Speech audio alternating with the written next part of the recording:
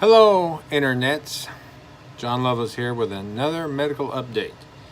So, those of you that have known me for a long time and have been following my situation know that currently I'm undergoing some medical issues and have been for the last 4 years or so.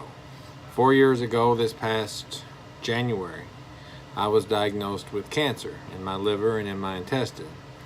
And the doctors were able 4 years ago to go in and remove that intestinal tumor, but we still had cancer issues in the liver, which were more complicated and not as easy to fix.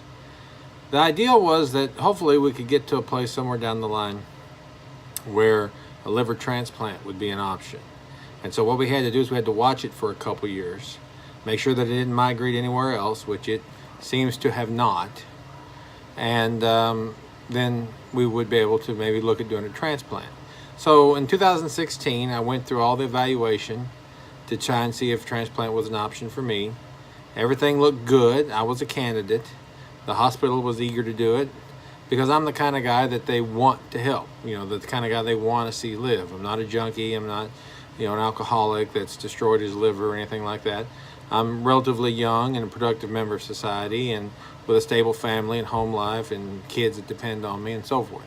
So I'm the kind of guy they are anxious to help.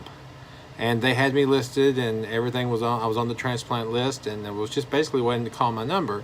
When we got the disturbing news from my insurance company, Anthem Blue Cross, that Anthem considered the transplant procedure for me to be experimental and not warranted, although it's a life-saving procedure. Good job, Anthem. I think Anthem was just scared off by the price tag of the procedure. The liver transplant is like $400,000. Not cheap, I understand that, but it is my life we're talking about here. So we were very disappointed to know that Anthem just said they wouldn't do the transplant, they wouldn't pay for it, and the hospital's not in the business of giving away transplants for nothing. So at that point, we had to figure out something else. We appealed. We went back and forth with the insurance company trying to get them to change their mind, no go. We even appealed to state authorities to try and force the insurance company to do what we wanted.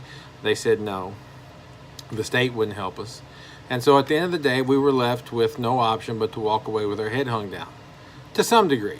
Now, that's not to say that we were depressed or we were defeated. That's not true at all.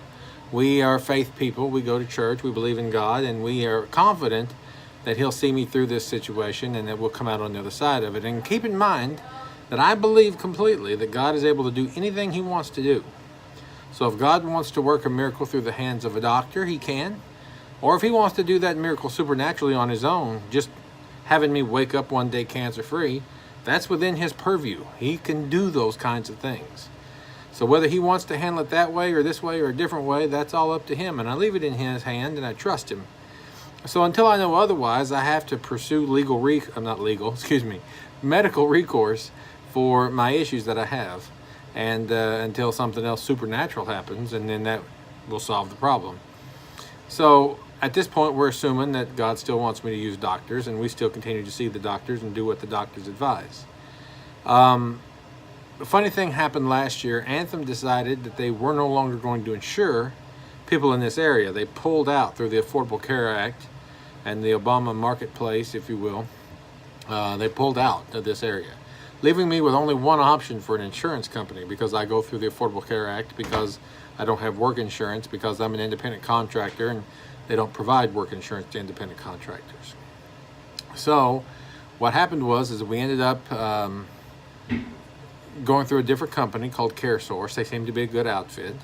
And now that we have new insurance, there's no reason to assume that this new insurance company might not feel differently about liver transplants. So we're back in the process again. We're going back through evaluation, back through testing to see if anything's changed in 2 years' time that would prevent me from being a candidate.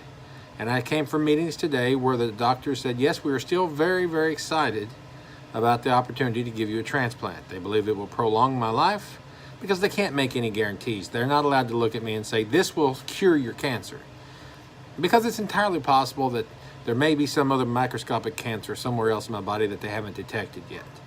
And if that's the case, Lord forbid, then the cancer would assert itself at some point after the transplant, and then it would only be a matter of time, theoretically. I don't believe that to be true.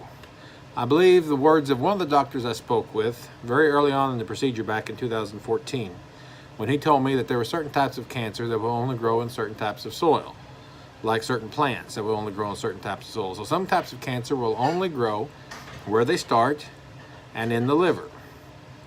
And so because of that, there's a very, very good chance he thought that this type of cancer was that type, and will not radically spread all over your body as other types will, but live in that liver and won't go anywhere. And if you could transplant the liver out and get rid of it all, then theoretically you would be cancer-free. So we know, based on statistics, that there's a better than average chance after the transplant that the cancer will reassert itself down the road somewhere.